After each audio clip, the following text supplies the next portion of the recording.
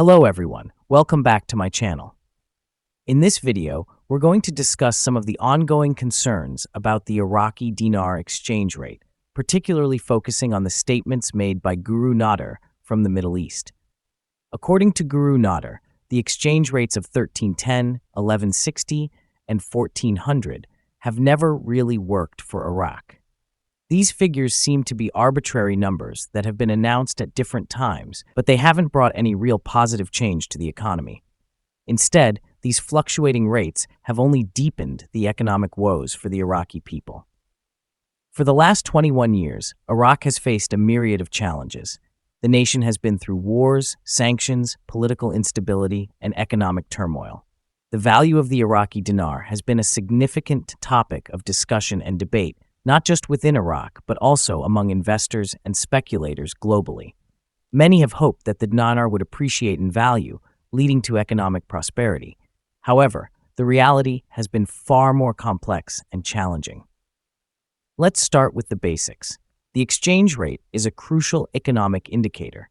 It impacts everything from the price of imported goods to the value of savings and investments held in the local currency.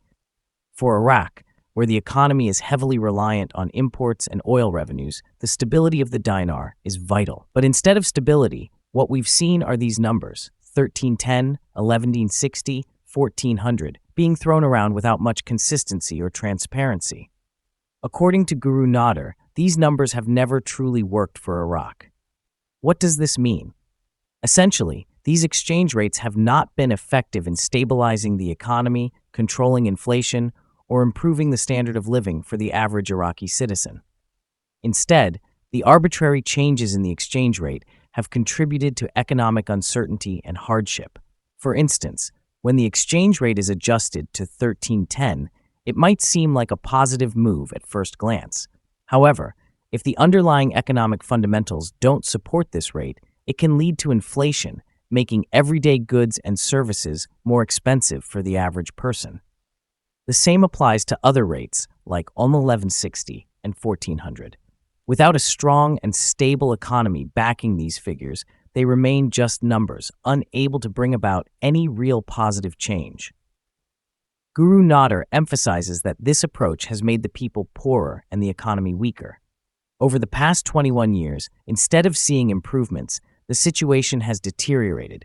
The fluctuating exchange rates have eroded the purchasing power of the dinar, making it harder for people to afford basic necessities.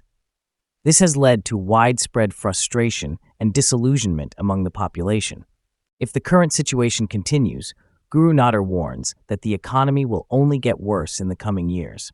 The country needs a stable and realistic exchange rate that reflects the true state of the economy.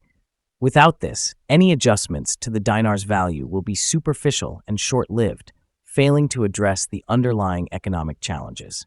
So, what needs to change? For starters, there needs to be greater transparency and consistency in how exchange rates are determined and implemented. The government and the Central Bank of Iraq must work together to establish a rate that is sustainable and beneficial for the economy as a whole. This might involve tough decisions and significant reforms, but it's necessary if Iraq is to achieve long-term economic stability and growth. In conclusion, the fluctuating exchange rates of 1310, 1160, and 1400 have not worked for Iraq. They've only exacerbated economic problems and made life harder for the Iraqi people. As Guru Nader from the Middle East points out, it's time for a change. Iraq needs a stable, realistic exchange rate that can support economic recovery and growth in the years to come. Without this change, the future looks bleak, with more economic hardship on the horizon.